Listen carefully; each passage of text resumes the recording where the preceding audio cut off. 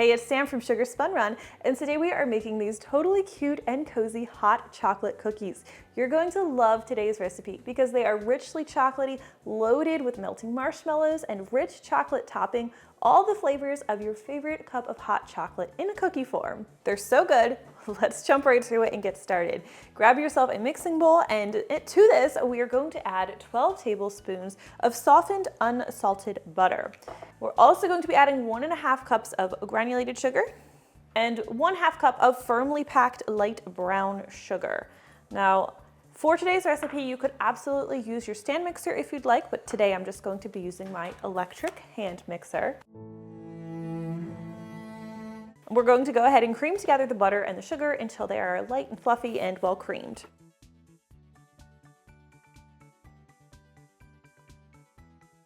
All right, once everything's nicely combined, we're going to add our eggs. We're going to add 4 large eggs. These should be at room temperature, and we're going to stir them into the dough just one at a time.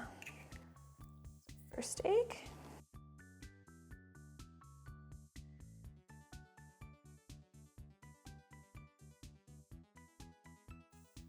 Egg number 2.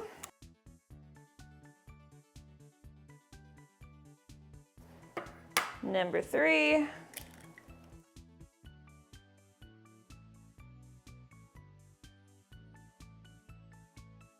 And number 4.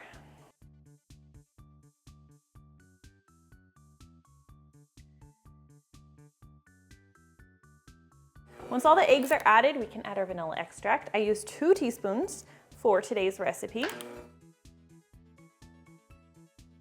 All right, we'll slide this out of the way and we'll grab a separate bowl for our dry ingredients. So we start with 2.5 cups of all-purpose flour, and we're going to add 1 cup of natural unprocessed cocoa powder. Now, these are hot chocolate cookies, but one thing you're going to notice is we are not using any packets of hot cocoa mix in today's recipe. The things that make hot chocolate are going in today's recipe, but they're either going to be in the cookie base, in the marshmallow filling, or on the chocolate topping. We've got cream, we've got chocolate, we've got marshmallows, we have our bases covered, and we have the flavor covered. If we were to use one of those packets, we would just kind of be repeating everything by adding additional sugar, additional cocoa, and then those packets usually have a lot of artificial ingredients as well that we just don't need to add to our cookies. So that is why I'm not using any packets of hot cocoa mix today. I just don't prefer to. We'll also add a tablespoon of baking powder and 3/4 teaspoon of salt. This is just a table salt that we'll be using today. And we'll whisk everything together until it's well combined. Trust me, these cookies are richly chocolatey. You're going to get all of the elements of hot chocolate without needing to buy a hot chocolate packet. Bring our mixing bowl back, and we're going to just gradually add the dry ingredients to the wet until completely combined. I usually add the dry ingredients in 3 or 4 parts. I'm going to keep my mixer speed on low because this is a small bowl, and I'm going to try to not send it flying all over my kitchen.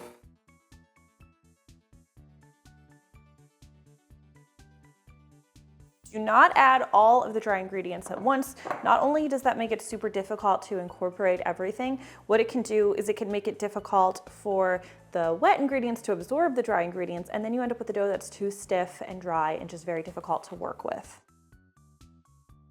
The process exists for a reason.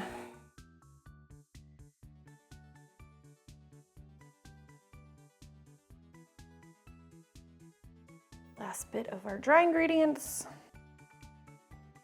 And do yourself a favor and don't use a bowl this small. It will make your life much easier. Anytime you're making a dough, you want to pause, scrape the sides and bottom of the bowl. You want to make sure there are no pockets or streaks of flour remaining. Looks like we have a couple in here. That's exactly why we're doing this check. Okay, are you guys ready for the bad news? This dough definitely absolutely needs to chill before you can bake it. It needs to chill for a while too. I recommend letting it chill for at least 4 hours before you bake it. Now, I usually like to make mine the night before. That way, the day of, I'm ready to just pull out my dough from the fridge and go. Now, cover it with plastic wrap. Mine's not being very sticky today, probably because I got flour all over the side of the bowl. We'll make it work. I'm going to go ahead and take this to the fridge where it's going to chill. Once your dough is about done chilling and you're about ready to make your cookies, get your oven preheating to 350 degrees Fahrenheit. I have some chilled dough, so we're going to go ahead and start scooping it. Go ahead and get that uncovered. Now we're going to be scooping the dough into 1.5 level tablespoons. I love this cookie scoop. I will go ahead and link to it in the description.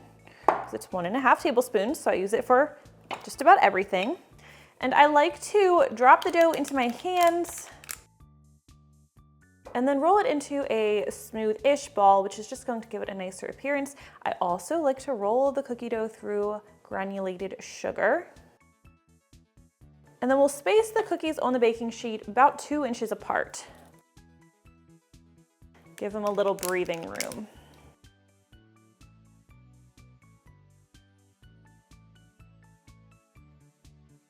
The base for these cookies is essentially the same as my chocolate crinkle cookies. It makes such a rich chocolatey cookie, and it was the perfect base for hot chocolate cookies.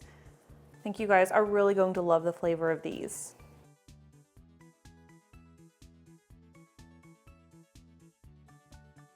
Let's do just a couple more. I think we can fit them on our sheet. And as you can see, I lined my baking sheet with parchment paper. That's my preference just about any time I'm making cookies. If you don't have parchment paper, you'll just bake them directly on an ungreased baking sheet. Parchment paper is great though, because not only does it make cleanup super simple, it also can help keep your cookies from becoming too dark on the bottom, especially if you're working with a particularly dark baking pan. We're going to take these over to our 350 Fahrenheit preheated oven, where they're going to bake for about 10 to 12 minutes. So while your cookies are in the oven, there are a couple things you're going to want to do. You're going to want to grab your marshmallows. You want those regular sized marshmallows, not the mini ones, though you could probably make those work if it's all you had. And we are going to cut these in half, right across the center. So not lengthwise, cut them like that. Now, today's recipe is going to make about 3 dozen cookies, so you're going to need 18 marshmallows because you'll be cutting them in half, so then you'll have 36 marshmallows for your cookies. So I'm going to go ahead and cut these in half. We'll just get a couple ready. These will need to be ready to go because we're going to add them to the cookies while they're still warm, within like a minute of them coming out of the oven. Now another thing we're going to do while our cookies are baking is we're going to prepare the ganache. Just gonna cut a couple of those for now. So the ganache, you have a little bit more time. You don't have to do this just yet because you're not going to add the ganache until the cookies are cooled. However, the ganache will stay liquid for a bit depending on your kitchen environment. So I'm going to go ahead and prep mine now. So for this, I'm going to be using 1 cup of chocolate chips. For a more authentic hot cocoa feel, I recommend milk chocolate chips. They just work better. However, you could use semi-sweet or dark chocolate instead. So then we'll take 4 tablespoons of heavy cream. I'm just going to drizzle this right over the chocolate. Now I'm doing a cheater's ganache. Instead of warming the cream in my saucepan, I'm just going to pop these in the microwave together, but you could do this the traditional way instead. I have a tutorial on how to make ganache the proper way. So I'm going to pop this in the microwave for 25 seconds. Go ahead and give it a nice stir. And then most likely it will need a little bit more time, but we'll take a look. Now really you should make the ganache once you've baked all of your cookies, but I'm only baking a single tray right now, at least, to show you on camera, so I'm making the ganache now. All right, this is gonna go back in the microwave for another 15 seconds. Let's see if that did the trick. Oh yeah, so we want a nice smooth ganache, no lumps of chocolate remaining, but anytime you're heating chocolate in the microwave or heating it at all, go nice and slow. So just do it in like 20, 25 second intervals. That way you don't accidentally seize your chocolate by making it too hot. All right, this looks great. My cookies are just about done baking, so I'm going to move those marshmallow halves off the cooling rack, have them at the ready. All right, so our cookies are out of the oven. You should notice a little bit of crackling on top. I mean, if you don't, it's fine, but the crackling is expected. And these cookies can be harder to tell if they're done because you're not going to see any browning. So sometimes I'll just lightly touch them. And what I want is to note that the edges feel set and the tops don't feel like pure liquid. Now, right after they come out of the oven, grab your marshmallows. We're just going to gently nestle them in top each cookie.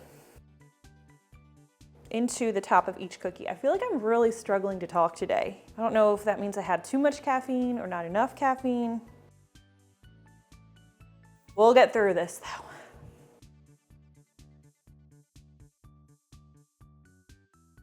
Now, of course, you're going to want to put the sticky side of the marshmallow down, you know, the part that you cut. So adding these while the cookie is warm and on the sticky side will help keep those marshmallows glued to that cookie even once they're cooled. All right, we are going to let these cool completely before we cover them with ganache. You can let these cookies cool completely on the baking sheet, but if you don't have a lot of baking sheets and want to get them back in baking action, then after the cookies have cooled for about 5 minutes, you can carefully remove them to a cooling rack to cool completely. Some cookies must cool completely on the baking sheet. This is not one of those recipes. All right, the cookies have been sitting for a bit. They're cool enough to decorate. Just going to slide a piece of wax paper underneath the cooling rack just to catch any chocolate drips. And then your ganache should be nice and liquidy. And we'll just drizzle a small amount over each cookie. I like to leave a little bit of the marshmallow exposed just so you can see it and tell that there's a marshmallow there. So I'll cover the whole top of the marshmallow and then just nudge it over some of the sides. Covering it with chocolate is also going to help keep the marshmallow fresh because if too much is exposed, it's going to become stale as the cookies sit.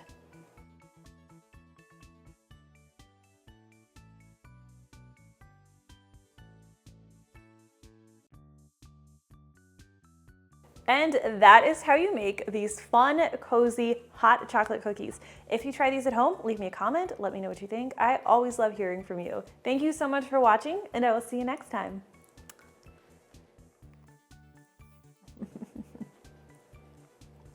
Oh my gosh, like, these are amazing. I knew they were amazing, but every time I eat one, I'm reminded. They're so good. Once all our